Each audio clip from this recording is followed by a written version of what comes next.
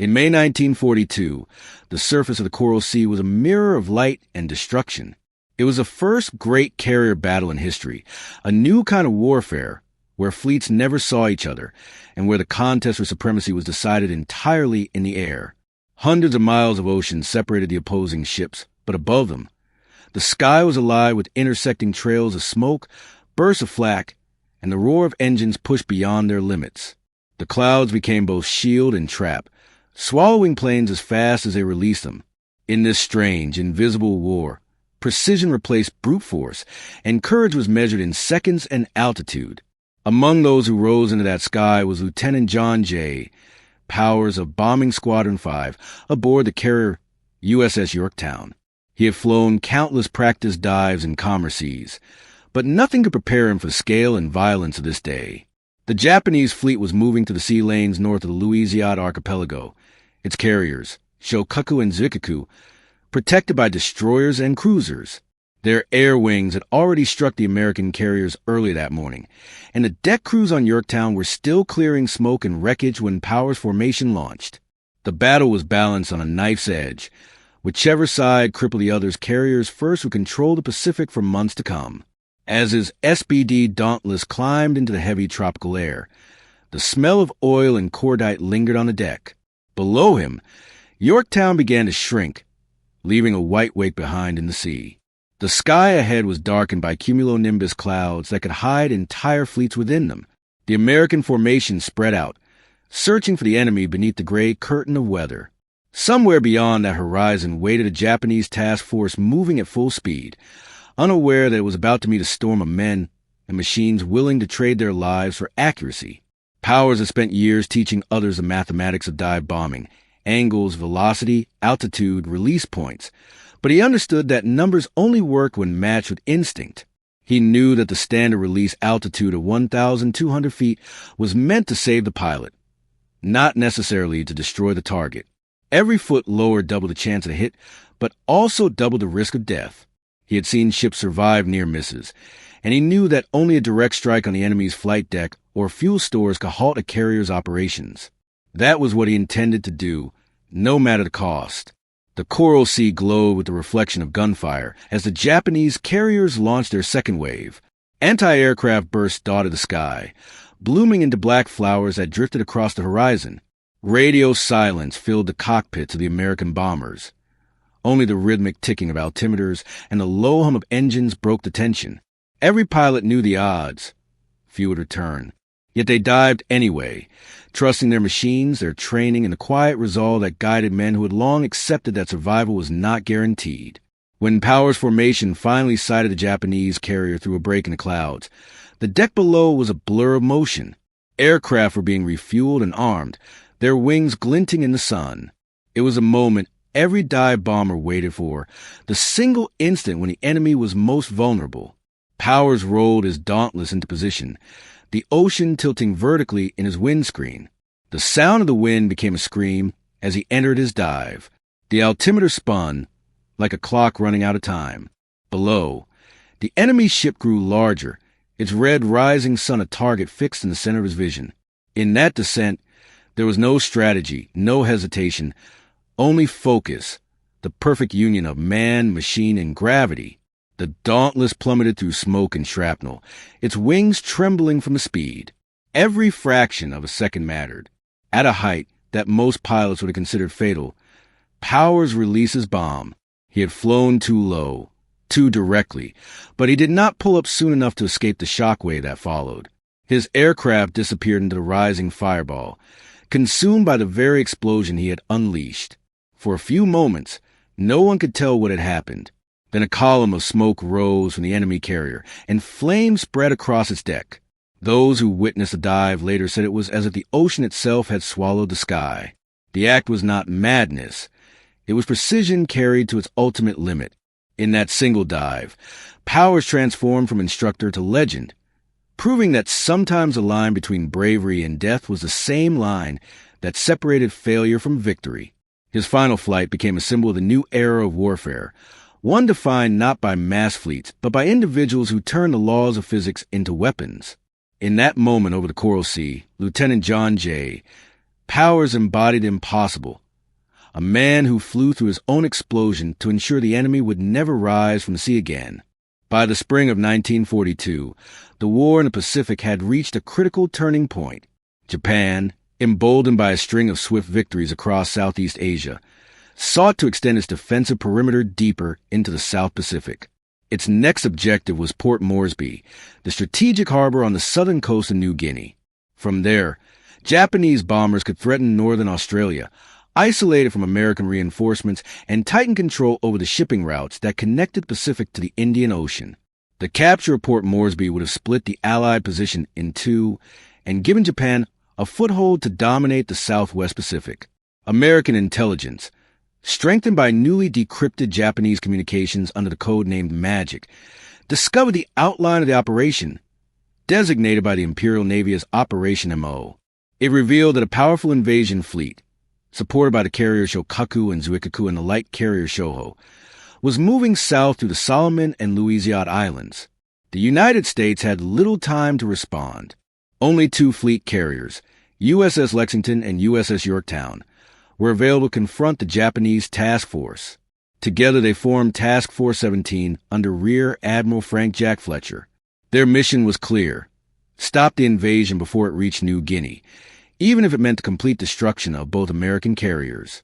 Yet the challenge facing the U.S. Navy was unlike anything it had encountered before. In all of history, no major naval battle had been fought entirely by aircraft launched from ships hundreds of miles apart.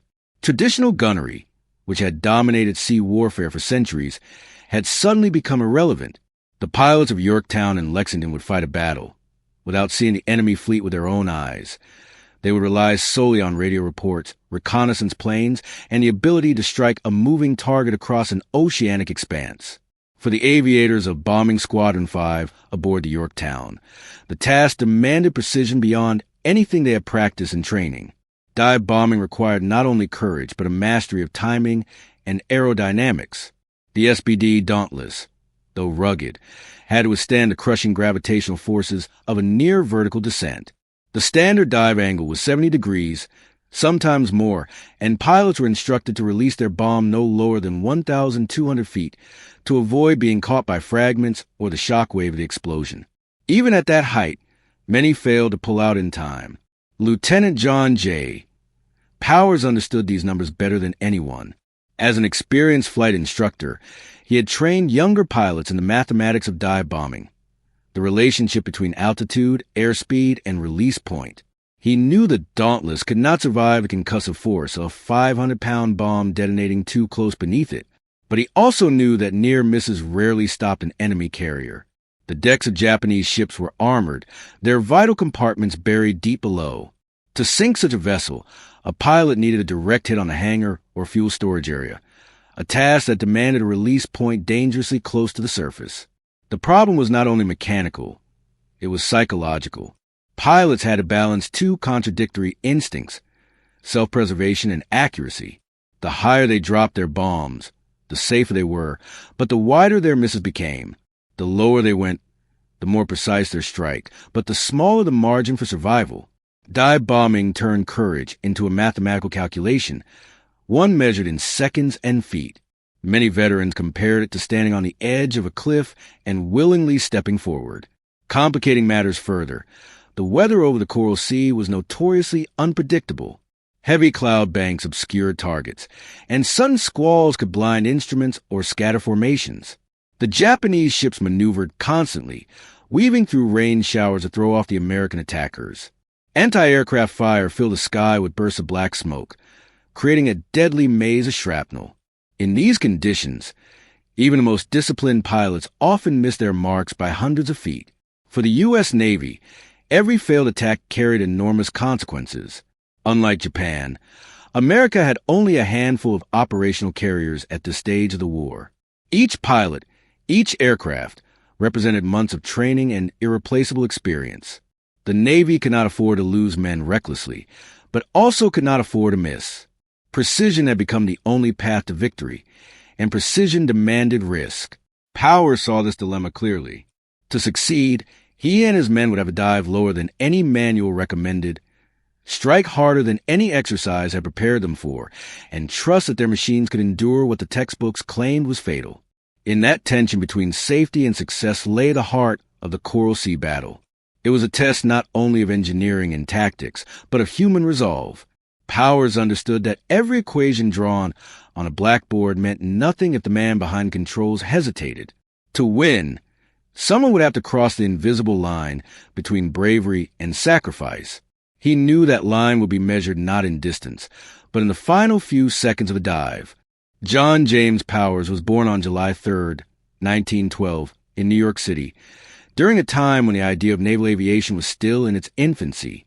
As a boy, he was fascinated by the sea and by flight, two worlds that, in his lifetime, would fuse into a single, decisive instrument of modern warfare. After completing high school, he entered the United States Naval Academy at Annapolis, graduating in 1935 as part of a generation of officers who would later form the backbone of the U.S. Navy during World War II. His classmates described him as calm, analytical, and intensely disciplined, a man who measured his worth not through bravado, but through precision. Following his graduation, Powers received his commission as an ensign and began his early service aboard surface ships before applying for flight training. He was accepted into the Naval Air Station at Pensacola, Florida, the cradle of naval aviators. There, in the late 1930s, he learned the demanding art of carrier landings, formation flying, and gunnery. His instructors noted his exceptional grasp of flight mechanics and mathematics, skills that would later make him one of the Navy's most respected dive-bombing tacticians. He earned his pilot's wings and joined the growing ranks of aviators who would soon find themselves at the forefront of a new era in naval combat. By 1941, Powers had been assigned to bombing Squadron 5, VB-5, aboard the aircraft carrier USS Yorktown, CV-5, one of America's most advanced fleet carriers. The Yorktown was a floating city of steel 820 feet long, carrying more than 80 aircraft and thousands of men. Aboard her, discipline was absolute, but the atmosphere among pilots was one of mutual respect. They knew that their survival depended on each other's precision and nerve. Powers quickly distinguished himself as an instructor in bombing accuracy and flight discipline. His reports from training exercises were concise and meticulous. He emphasized that dive bombing was not an act of recklessness, but a controlled mathematics. To him, every successful attack was a result of exact timing, the right angle, and trust in both machine and instinct. When Japan attacked Pearl Harbor on December 7, 1941, Powers was already at sea. The surprise assault transformed the Pacific overnight into a vast, burning battlefield. The Yorktown, which had been operating in the Atlantic as part of the neutrality patrols, was immediately recalled to the Pacific. In the month that followed, it joined the carrier task forces that conducted retaliatory strikes against Japanese positions across the Marshall and Gilbert Islands. These early raids, though limited in damage, restored confidence to American crews and provided the first real combat experience for Powers and his fellow aviators. By the spring of 1942, Japan had extended its reach across the Pacific, capturing territory from the Philippines to New Guinea. The United States, still rebuilding its fleet, could field only a handful of carriers. Among them, Yorktown became the centerpiece of Admiral Frank Jack Fletcher's Task Force 17. Powers and the men of VB-5 trained intensively for long-range strikes, simulating the conditions they expected to face in upcoming battles. They practiced diving from high altitude, managing the steep 70 to 80-degree attack angles that made the Dauntless bomber one of the most accurate aircraft in the Navy's arsenal. In early May, the long-anticipated confrontation arrived. Japanese forces moved toward the Solomon Islands, capturing Tulagi, a small but strategically vital anchorage near Guadalcanal.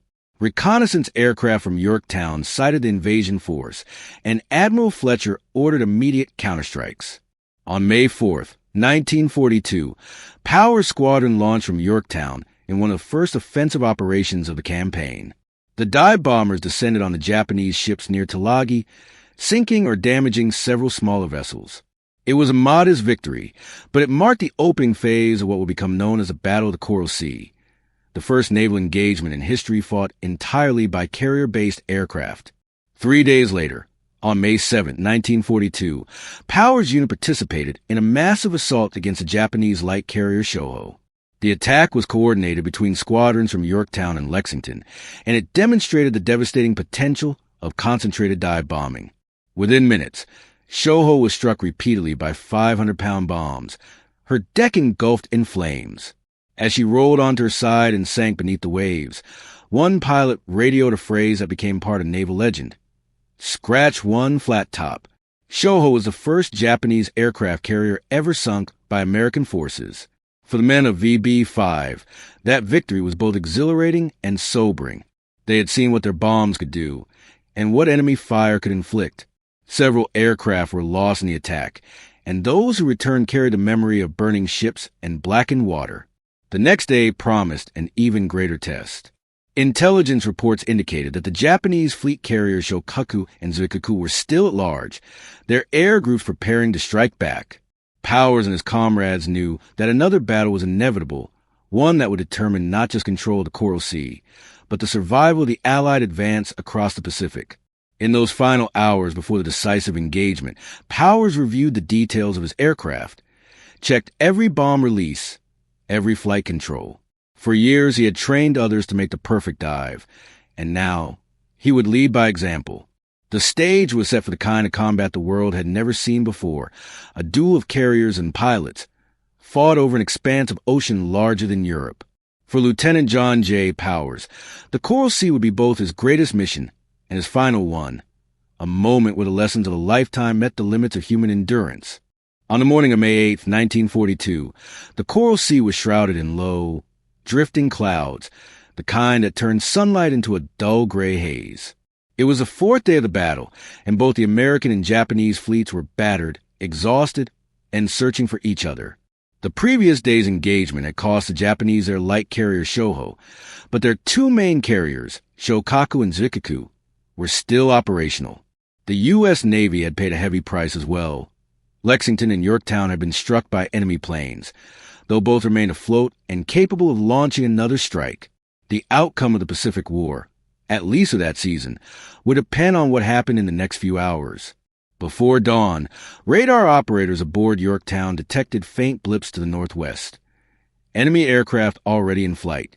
It was clear that the Japanese had also found the American carriers and were launching their own strike. The situation was deadly symmetrical. Each side's planes were airborne, headed toward the other fleet, unaware that their own carriers were simultaneously under threat. The first to land a decisive blow would decide the battle. At 0915 hours, Lieutenant John J. Powers and the men of Bombing Squadron 5, WWII, manned their SBD Dauntless dive bombers on the flight deck. Their orders came directly from the Air Group Commander. Locate and attack the main Japanese carrier force.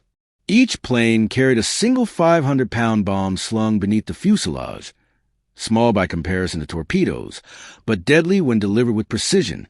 The air was heavy with the smell of aviation fuel and salt.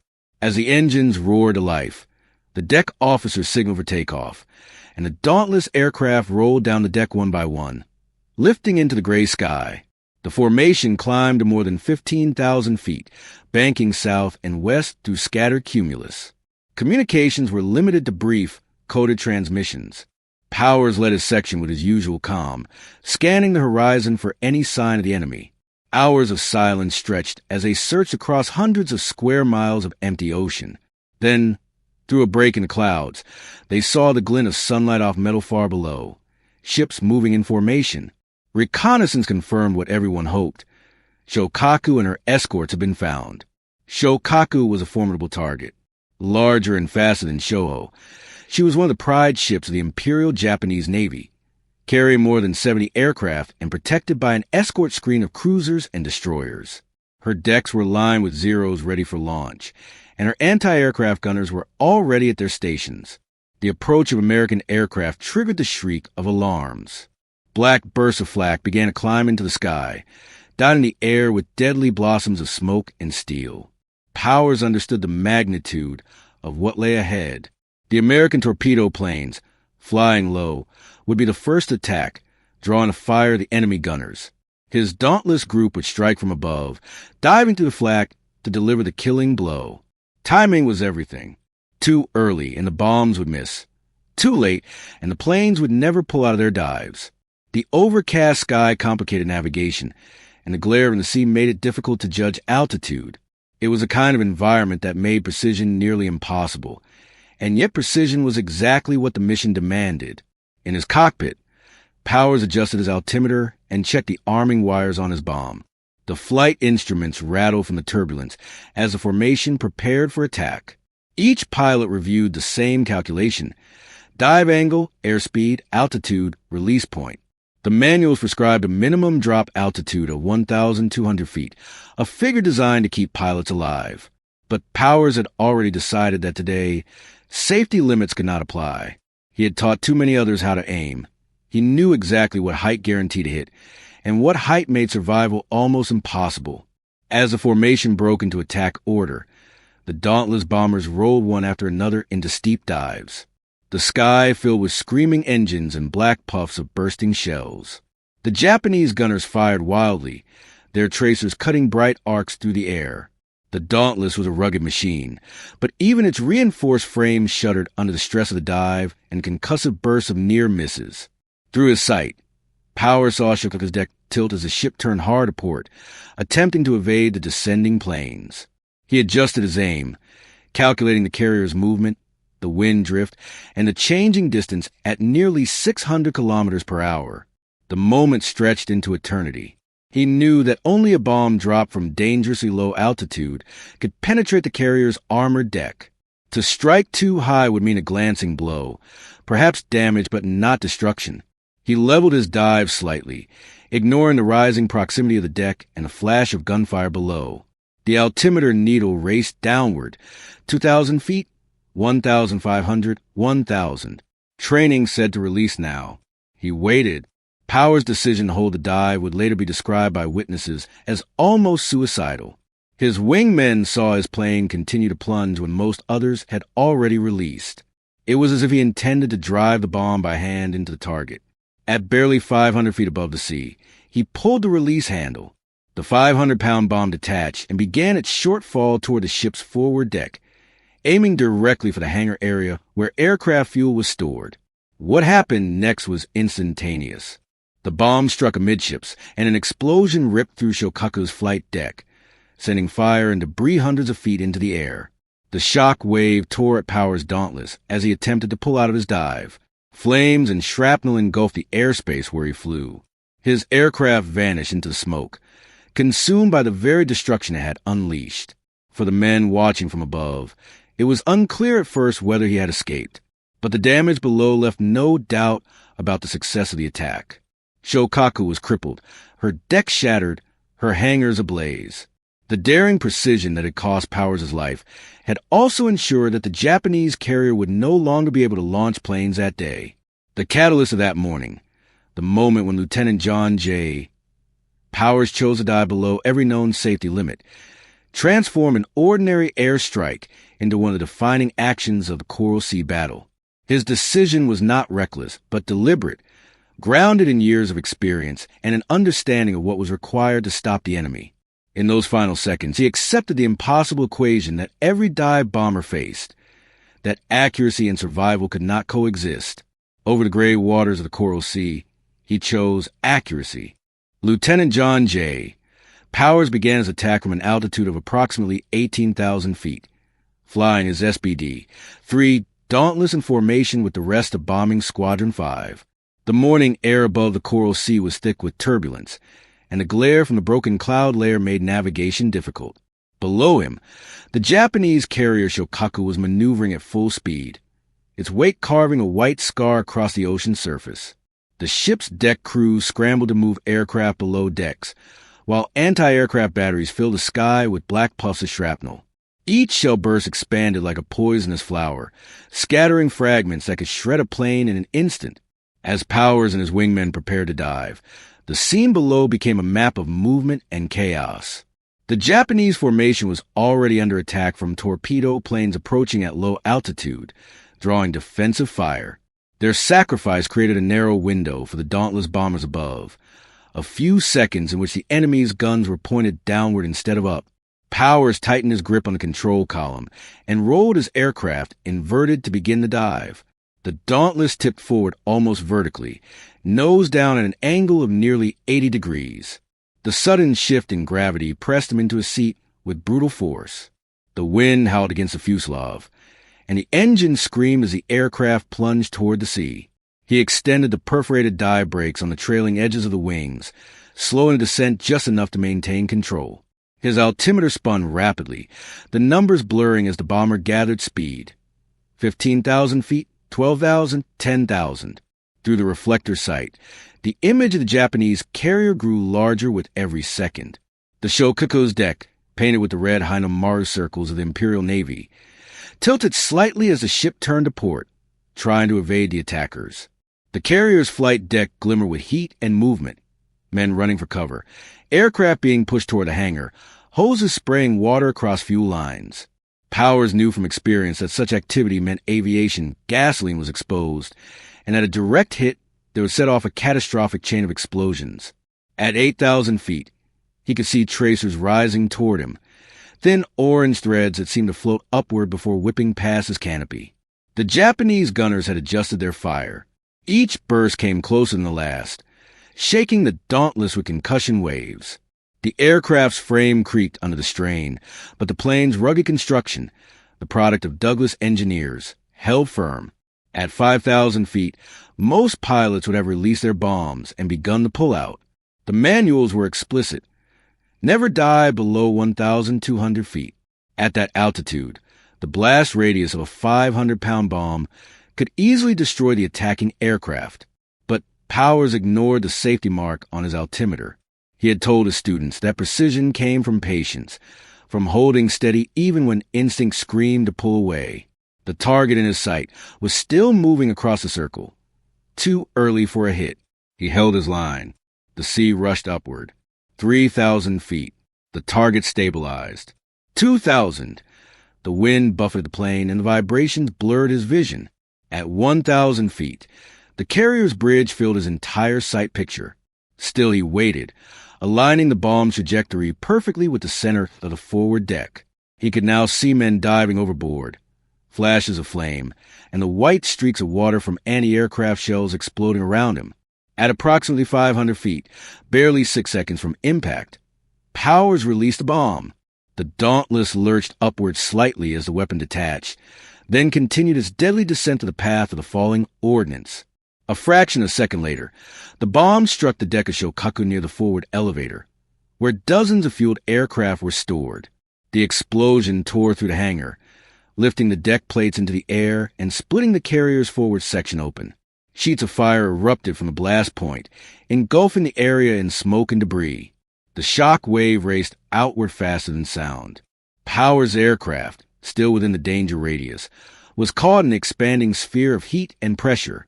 The blast rolled the Dauntless sideways, tearing at its control surfaces. Fragments of steel and burning fuel streaked across its wings. Witnesses from other aircraft later reported seeing his plane vanish into the rising column of smoke. One moment a distinct silhouette against the sea, the next swallowed by the inferno. When the smoke cleared, Shōkaku was mortally wounded. Fires raged across her deck, and a hole the size of a house gaped where the forward elevator had been. The bomb had detonated directly above the hangar bay, igniting aviation fuel and ammunition. The carrier's crew fought desperately to contain the blaze, but the damage was too severe. Though Shōkaku did not sink, she was effectively out of the battle, forced to withdraw from the Coral Sea and return to Japan for months of repairs. Powers' wingmen completed their dives, striking additional blows against the crippled carrier. Several of them managed to pull out barely above the waves, the air thick with smoke and fragments. None saw Powers' Dauntless emerge. The ocean below was a churned mosaic of flame, oil, and debris. Those who survived later said that his bomb had achieved the most precise hit of the entire attack, so perfect that it seemed almost guided. The process of that dive, from its start at 18,000 feet to the moment of impact, lasted less than 30 seconds. Yet within those seconds lay the entire logic of aerial warfare. Speed, control, and the deliberate sacrifice of safety for success. Powers had embodied everything the Dauntless was designed for, a weapon that depended entirely on the nerve and judgment of its pilot. His attack demonstrated both the technical mastery of American naval aviation and the brutal arithmetic of war, where victory could hinge on one man's decision to dive a few hundred feet lower than anyone else dared. The aftermath of Lieutenant John J. Powers' dive unfolded in the smoky chaos that defined the Battle of the Coral Sea. From the higher altitude of their own attack runs, his fellow pilots in Bombing Squadron 5 watched the scene below transform from coordinated assault to cataclysm. They saw his bomb hit the Shōkaku squarely amidships, just forward the island structure, followed by a blinding flash and a pillar of flame that erupted hundreds of feet into the air. The shock wave rippled outward, momentarily disrupting the tight formation of descending aircraft. When the fireball cleared, the enemy carrier's forward deck appeared buckled and torn apart. For a few moments, no one could determine whether Powers' Dauntless had survived. Smoke and debris obscured the view, and the sea was already littered with falling fragments of steel and burning fuel. The pilots who managed to pull out at low altitude reported seeing only a dark plume where his plane had been. There was no parachute, no signal, only the thunder of secondary explosions echoing across the sea. In the official after-action reports, his loss was recorded simply: aircraft and pilot missing after release, probable destruction due to own bomb concussion. Below, the Japanese carrier Shōkaku was in chaos. The 500-pound bomb had detonated at the most vulnerable point, directly above the forward hangar deck, where aircraft were being refueled and rearmed for the next strike. The explosion tore open the deck, ignited stored aviation gasoline, and set off a chain reaction of fires that swept through the bow section. Flames reached several stories high, feeding on the volatile mixture of fuel and ammunition. Eyewitness accounts from Japanese survivors later confirmed that dozens of aircraft and crew members were lost instantly in the blast, and the ship's elevators jammed in their shafts. American observers in the air could see the Shōkaku beginning to slow. Trails of black smoke stretched behind her as she tried to maintain formation. The ship's bow dipped slightly, and fire consumed much of the forward third of the deck. Her captain ordered evasive maneuvers and damage control, but the situation was already beyond recovery. Within minutes, further explosions racked the hangar as burning planes cooked off their fuel. The carrier's deck plating glowed red from the heat, and a dense column of smoke marked her position for miles. The rest of VB-5 continued their attack runs amid intense anti-aircraft fire. The Japanese formation's destroyers and cruisers fired furiously, trying to keep the American planes at bay, but the dauntless bombers pressed their attacks relentlessly. Some bombs missed, exploding harmlessly in the sea, while others struck near the stern and midship sections, spreading the damage further. Only a handful of American aircraft managed to escape unscathed. Of the 20 SBDs launched from Yorktown that morning, fewer than half returned to the carrier. Several planes ditched in the ocean, their crews later rescued by patrol aircraft or by friendly ships after the battle. As the American strike group reassembled, the pilots took stock of what they had witnessed. The Shōkaku was clearly crippled, one of Japan's two major fleet carriers now burning and out of the fight. The second carrier, Shōkaku, had escaped serious damage by hiding under a bank of storm clouds, though she had lost much of her air group. The U.S. Navy's own situation was dire. Both Yorktown and Lexington had suffered heavy damage from Japanese counterattacks that morning. By the time the surviving Dauntless bombers returned to Yorktown, the deck crews were still clearing wreckage from previous hits. The air smelled of smoke and oil, and the tension among the flight crew was palpable. When the surviving pilots landed, reports began to filter through the command chain. The attack on Shōkaku had been devastating.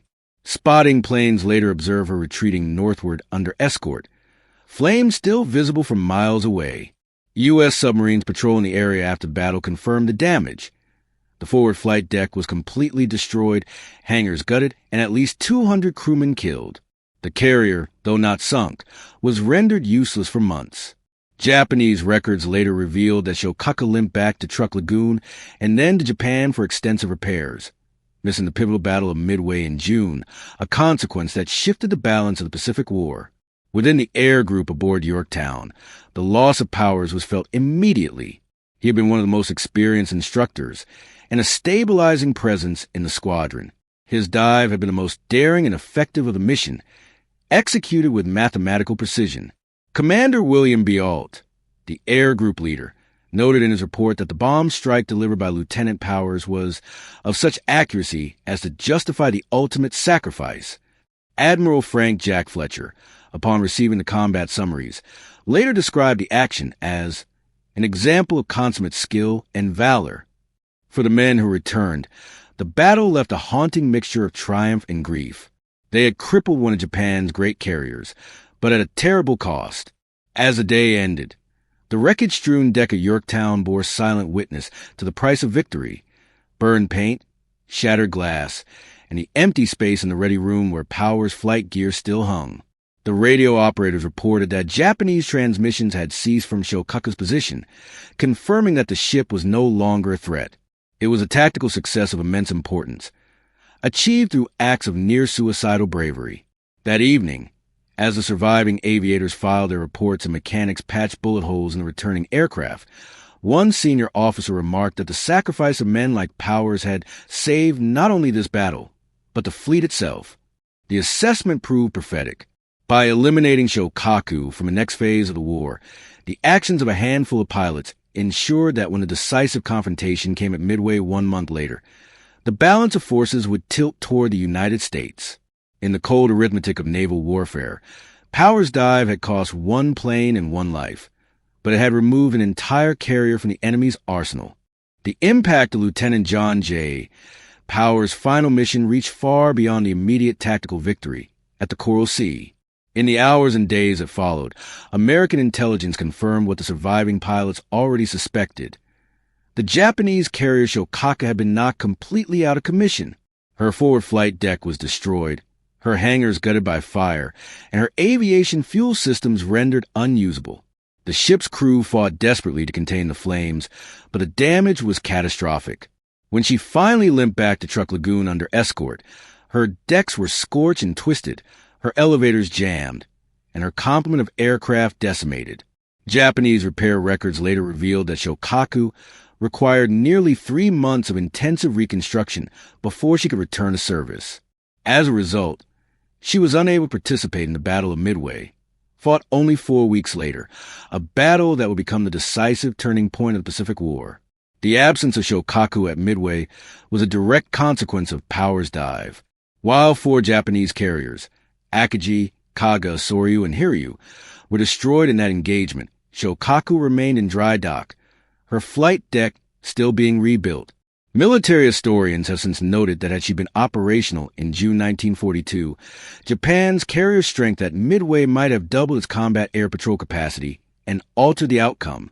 Powers' single attack thus contributed, indirectly but profoundly, to the shifting balance of naval power in the Pacific.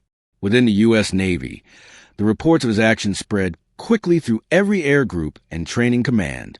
His precision, his disregard for personal safety, and his refusal to break off his dive became a textbook example of what was later termed maximum attack discipline. Commanders use historian flight briefings to emphasize the principle that a single accurate bomb could achieve what dozens of poorly aimed attacks could not. In naval aviation schools at Pensacola and Corpus Christi, instructors referred to the Powers Standard, a phrase that came to symbolize the combination of professional skill and courage under fire. News of his sacrifice reached Washington within days. The official citation accompanying his Medal of Honor, awarded posthumously by President Franklin D. Roosevelt, described his actions in precise, unembellished terms.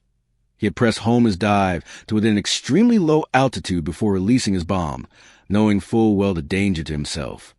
Roosevelt, in a personal letter to Powers' family, added words that would be quoted in newspapers across the United States.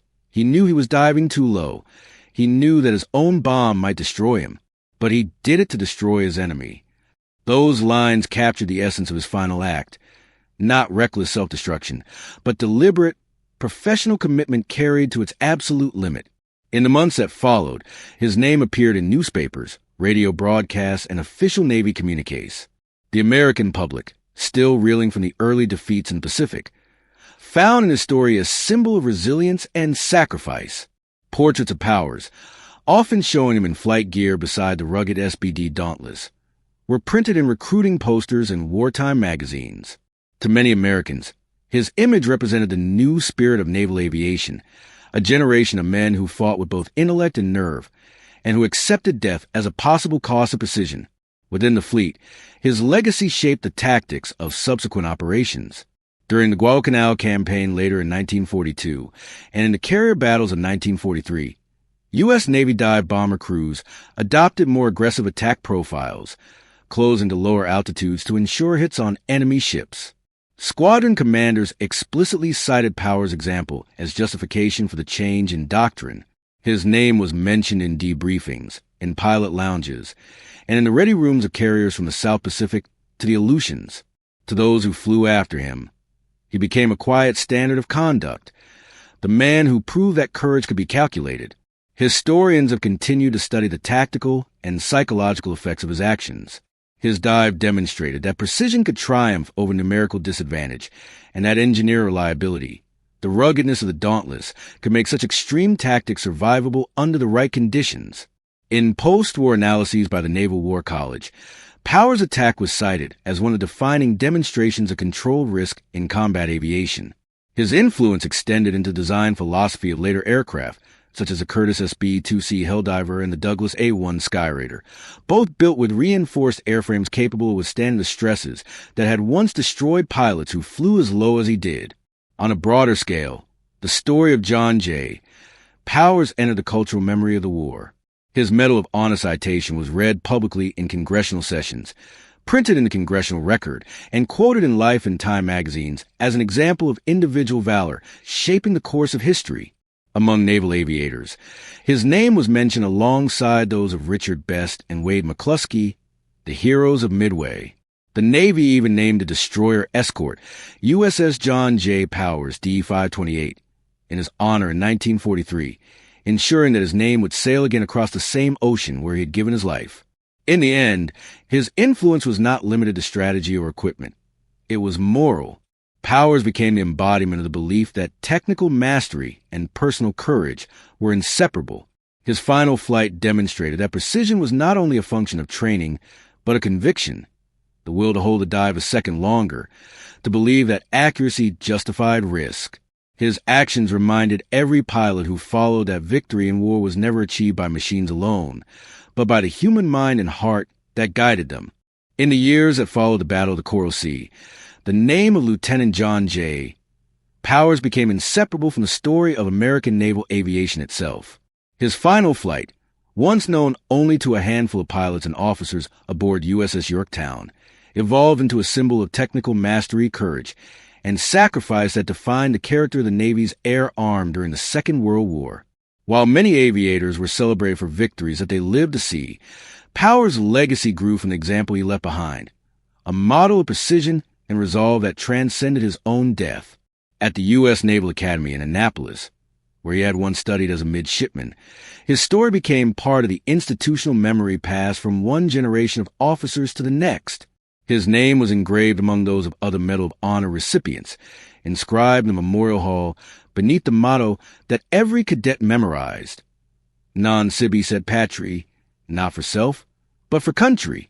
Cadets were taught that Powers had not simply died bravely, but had used every ounce of his knowledge and training to achieve an objective no one else had dared attempt. In lecture halls and training briefings, instructors emphasized his decision as the purest example of professional duty, the willingness to commit fully to a mission even when the cost was absolute. At Pensacola, the cradle of naval aviation where Powers had once trained, his image appeared in classrooms and briefing rooms. Photographs of the SBD Dauntless hung alongside his Medal of Honor citation, reminding student aviators that courage was inseparable from calculation. The instructors dissected his final dive not as a reckless act, but as a case study in control and aeronautical design. Engineers noted that the Dauntless had withstood forces far beyond its rated structural limits, demonstrating the exceptional integrity of its frame and dive brakes. This analysis informed the continued development of later carrier-based bombers and solidified the reputation of the Dauntless as one of the most rugged and reliable aircraft of the war. His attack also influenced the training philosophy of the Navy's aviation schools. Pilots were taught that precision was not merely a product of courage, but of discipline, a controlled audacity guided by understanding rather than impulse. Powers' dive became the reference point for discussions about human endurance, aircraft stress limits, and tactical doctrine. Manuals on dive bombing published during and after the war cited his mission as evidence that lower release altitudes, while dangerous, could yield decisive results when executed by highly skilled pilots under specific conditions. In the years after the war, his legacy was enshrined in multiple ways. The Navy named the destroyer escort USS John J. Powers DE-528 in his honor, a ship that served from 1943 to 1946, carry his name across the Atlantic and Pacific Oceans. The vessel's commissioning ceremony included a reading of his Medal of Honor citation and a speech emphasizing that his sacrifice represented not only one battle, but the endurance of the Navy's fighting spirit. For the men who served aboard her, the ship's name was a daily reminder of the standard of devotion they were expected to uphold. At the National Naval Aviation Museum in Pensacola, an SBD Dauntless painted in the markings of Yorktown's Bombing Squadron 5 stands on display beneath a photograph of Powers in his flight gear. Visitors read about his final mission alongside exhibits dedicated to other pivotal moments in carrier warfare. The aircraft, its riveted skin reflecting the hangar's light, symbolizes not just a machine that carried him into history, but the blend of engineering excellence and human determination that defined naval aviation in the 1940s. Historians continued to revisit his story in the decades that followed. Post-war analyses conducted by the Naval War College and by military aviation scholars reaffirmed the significance of his contribution. They argued that his strike on Shōkaku represented more than an individual act of valor. It marked the maturation of carrier warfare, where precision replaced mass as a dominant factor in naval engagements. Powers' dive, they wrote, epitomized the evolution of the Navy from a surface fleet to an air-dominated force, foreshadowing the strategic doctrines that would define the remainder of the 20th century. Among aviators, his name became a quiet touchstone. Veterans of later wars, from Korea to Vietnam, spoke of him with respect, recognizing in his story the enduring truth that technology alone could not win battles. It was a combination of technical knowledge, instinct, and moral clarity that turned a pilot into a weapon of precision. His legacy was kept alive in the words of squadron commanders who reminded new pilots that every attack demanded not only courage but complete mastery of one's craft, the same mastery that had defined Powers' final flight. Today, his story remains preserved in official Navy archives, museums, and educational institutions. At Annapolis, visitors still pause before his name etched into stone, and at Pensacola, the Dauntless that represents his aircraft stands beneath the insignia of Yorktown, carrying the memory of a moment when one man's decision changed the course of battle and, in small measure, the course of a war. His legacy endured not because of his death, but because of what his death revealed. The extraordinary potential of a human being who understood his machine so completely that he made it an extension of his will. The story of Lieutenant John J. Powers stood as more than a chapter in naval history. It was a reflection of the fragile line between reason and sacrifice, between human intellect and the acceptance of mortality. He was not driven by recklessness or by the blind urge for glory. His decision in those final seconds above the Coral Sea came from the mind of an officer who understood both his machine and the mathematics of flight better than most men alive. He knew precisely what his dive meant, the pressures his airframe could withstand, the shock radius of his own bomb, the vanishing chance of survival. Yet, when the moment arrived, calculation gave way to conviction. He chose not what was safe, but what was necessary.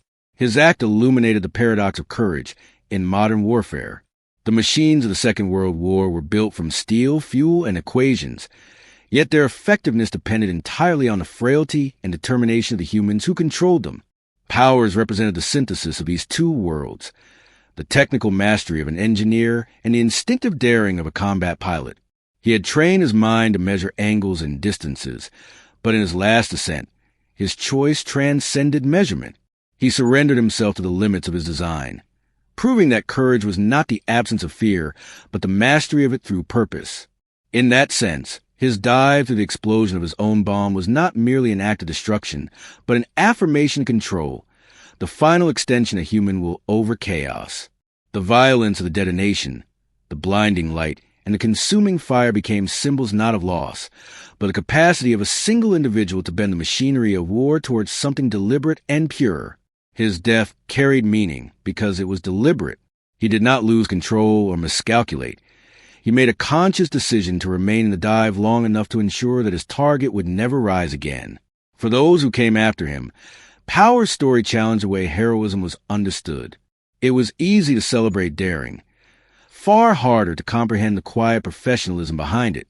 His courage was not impulsive but disciplined, grounded in the belief that precision mattered more than survival. In a war fought with overwhelming numbers and massive fleets, his sacrifice demonstrated that victory could still depend on the decision of one individual operating within the narrow confines of a cockpit. The lesson endured in every generation of pilots who followed. The measure of a man in battle is not the weapon he wields, but the intention with which he wields it.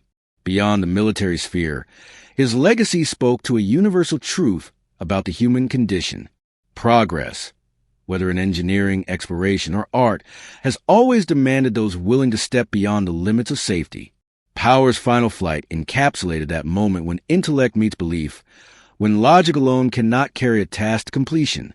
He represented the idea that mastery of one's craft reaches its highest form when combined with moral clarity, the understanding that some acts must be done, not because they guarantee survival, but because they affirm identity and duty. The war would move on and new heroes would emerge, but his example remained immutable. That precision could be a moral act, that duty could coexist with humanity, and that faith in one's own hands could alter the course of history. His story became a kind of parable for the 20th century, a century in which machines grew more powerful than ever before, yet meaning still depended on the individual human will guiding them. In the silence that followed the explosion over the Coral Sea, the image of his Dauntless passing through its own fire lingered as a vision of what it meant to merge knowledge with courage. It reminded those who studied his life that courage was not an instinct to leap into danger, but a conscious acceptance of consequence. The brilliance of the blast that consumed him illuminated a truth as enduring as the steel of his aircraft. That heroism is not born from defiance alone, but from understanding the full weight of one's actions and choosing to act regardless. In this, Powers embodied both the essence of an engineer and the soul of a warrior. His life and death defined the boundary where precision becomes devotion and where duty transcends fear. The explosion that ended his life did not extinguish it. It transformed it into legend, a testament to the idea that the greatest form of human courage lies in doing the impossible, not for triumph or recognition, but because it is the only path that remains faithful to one's purpose.